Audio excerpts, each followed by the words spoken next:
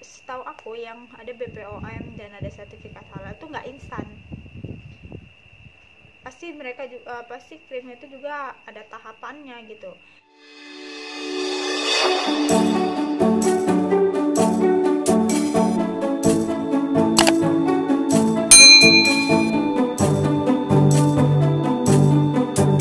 Assalamualaikum warahmatullahi wabarakatuh. Welcome back YouTube channel bersama aku Fitriani. Di video kali ini aku mau share pengalaman pribadi aku tentang masalah jerawat. Tapi sebelumnya kalian harus klik subscribe dan like, terus share, dan saya sih berharap ada yang komen biar bisa memotivasi aku untuk bikin video yang lebih baik lagi.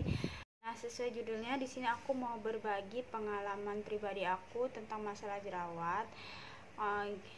Aku bakalan kasih tahu kenapa sih aku bisa jerawatan, terus sebabnya apa, terus cara ngatasinnya gimana. Nah, aku bakalan cerita semuanya, nggak akan aku tutup-tutupin. Jadi sebelumnya itu aku memang nggak pernah sama sekali jerawatan. Jadi dari zaman aku sekolah sampai aku remaja gitu, kuliah, itu aku nggak pernah jerawatan. Terus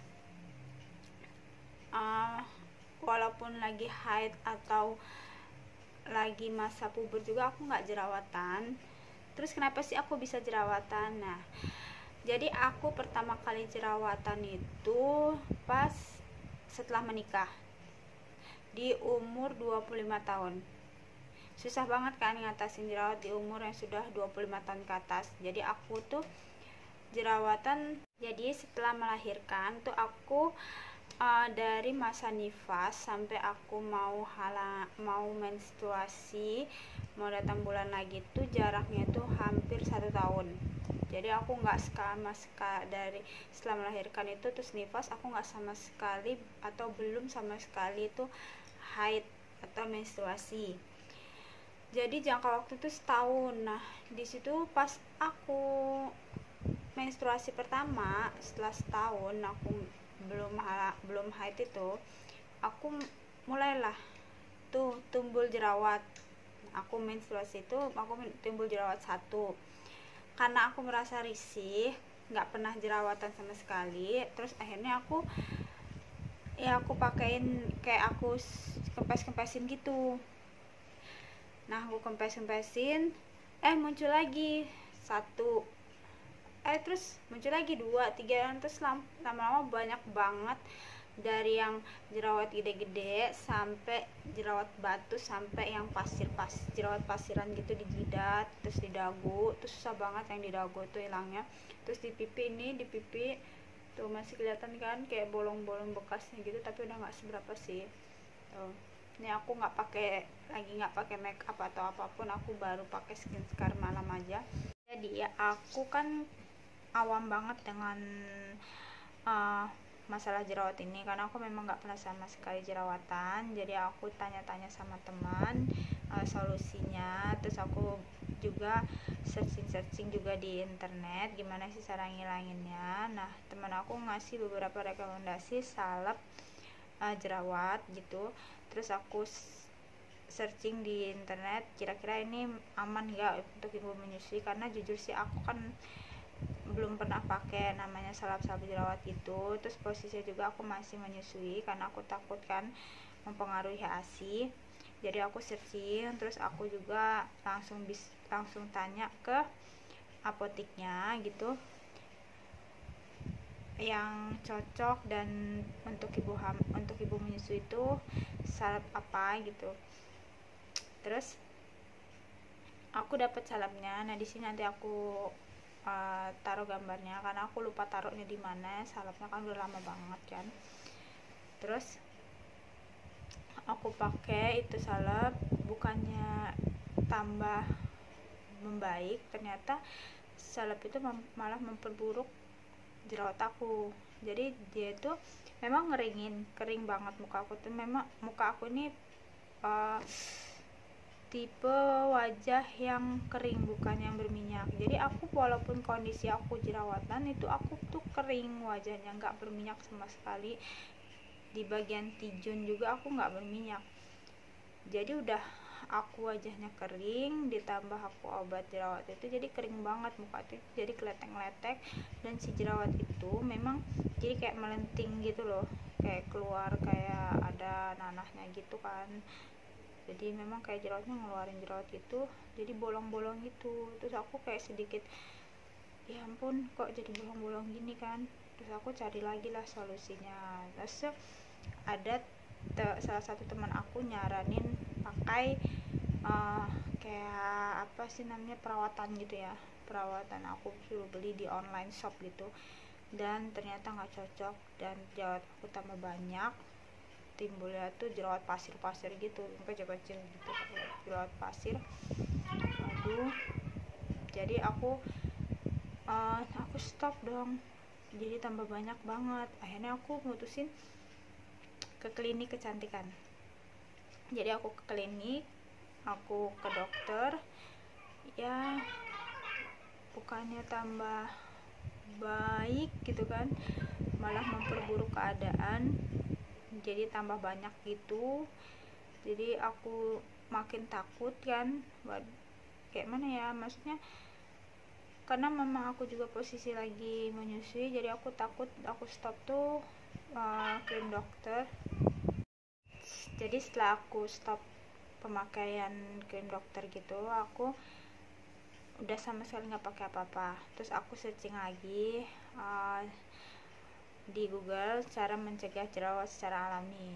Jadi aku coba pakai cara alami, kayak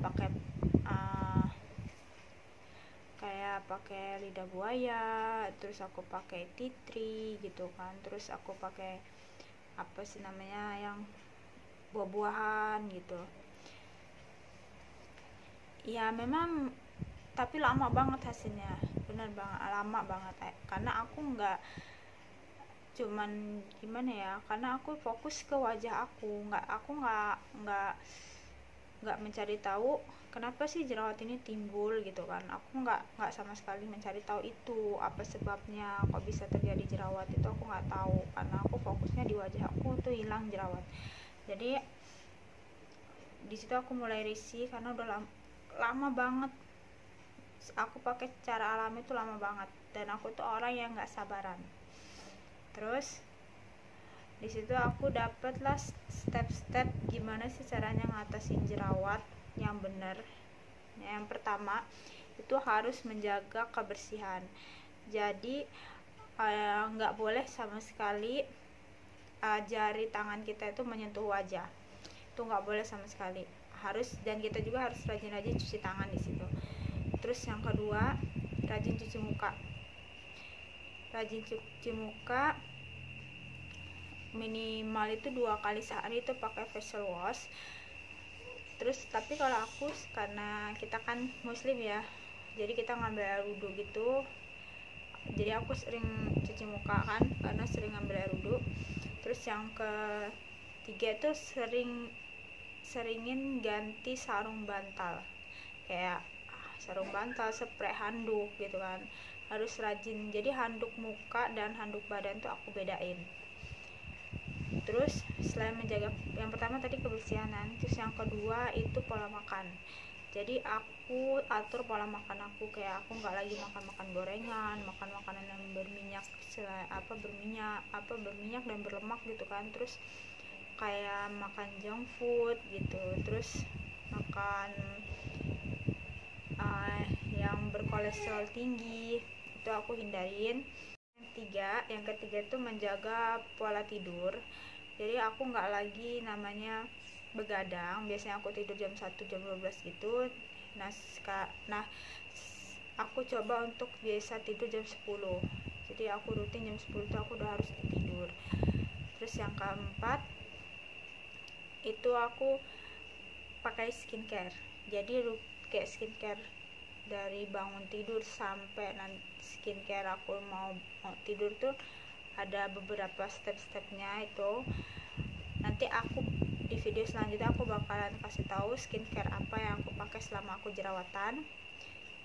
Terus yang kelima, rajin maskeran. Jadi aku rajin masker apa aja itu yang aku beli beberapa masker organik di online shop, kan sekarang udah banyak tuh masker organik yang jual-jual masker organik. Jadi aku beli beberapa masker dan beberapa varian masker. Nanti aku bakalan kasih lihat juga di video selanjutnya masker apa aja yang aku pakai. Terus aku juga pakai masker yang aku buat sendiri, kayak misalnya masker yang ada di dapur lah istilahnya. Itu nanti aku bakalan kasih tahu juga maskernya apa aja. Nah, untuk sekarang ini aku bakalan fokus ke kenapa sih aku bisa jerawatannya. Itu kan aku jerawatan itu ya karena hormon sebenarnya. Terus ya itu selain skincare terus maskeran, fokus ke wajah, itu kita juga harus fokus ke diri kita sendiri gitu kan. Nggak boleh stres, apalagi aku posisinya jerawatan di atas umur 25 tahun. Jadi kayak lebih susah menghilangkan jerawatnya sih ketimbang masih ABG, terus masih masih SMA gitu.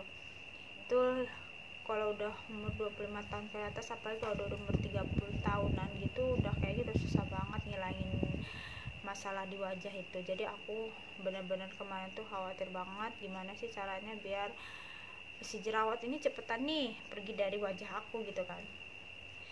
Jadi aku coba rutin itu nggak lama loh, kalau nggak salah aku mulai rutin menjaga pola hidup dengan benar itu kalau nggak salah cuma 3 bulan. Jadi mulai aku menjaga kebersihan, terus sampai aku menjaga pola makan, aku nggak stres, terus aku memakai skincare rutin, aku serajin-rajin maskeran. Itu 3 bulan tuh jerawat tuh hilang, dan sampai sekarang aku nggak pernah lagi namanya jerawatan. Terus kalaupun ada skincare atau krim di luaran sana yang bilang bisa mengatasi jerawat, sedangkan kita aja masih nggak menjaga kebersihan, terus kita masih gampang stres, terus tidur masih suka begadang, terus makan masih sembarangan, itu pun jerawat nggak akan bisa hilang kalau kita nggak ada dari diri kita sendiri. Kalau cuman kita mengandalkan sebuah skincare atau masker gitu kan, fokus di wajah gitu, itu tuh nggak akan hilang. Jadi harus dari diri kita sendiri, gimana sih caranya si jerawat ini nggak membalik lagi gitu. Jadi kalau menurut aku ya, kayak krim-krim yang bisa menghilangkan jerawat itu hanya sesaat, dan setelah kita nggak pakai krim itu, ya ampun, nanti jerawat kita tuh numbuh lagi, bahkan bisa lebih banyak daripada yang sebelumnya. Jadi aku saranin ke kalian itu jangan mudah banget terpengaruh dengan krim-krim yang katanya bisa menghilangkan jerawat dengan cepat, bisa menghilangkan jerawat secara instan. Bohong, karena bakalan nanti setelah kita nggak pakai itu jerawatnya hilang, jerawatnya tumbuh lagi. Apalagi itu krim-krim abal-abal yang nggak ada BPOM-nya, terus nggak ada sertifikat halalnya. Karena setahu aku yang ada BPOM dan ada sertifikat halal itu nggak instan, pasti krimnya itu juga ada tahapannya gitu. Dan memang sih pemakaian skincare itu nggak cukup kayak krim-krim itu, nggak cukup cuma kita sekali beli sepaket udah kita nggak pakai lagi. Itu nggak jadiin itu tuh sebuah perawatan rutin kita gitu kan. Makasih yang udah nonton video aku, semoga video aku ini bermanfaat dan nggak ada lagi di luar sana yang tertipu oleh krim abal-abal yang mengatasnamakan jerawat hilang seketika. Dan wassalamualaikum warahmatullahi wabarakatuh. Terima kasih.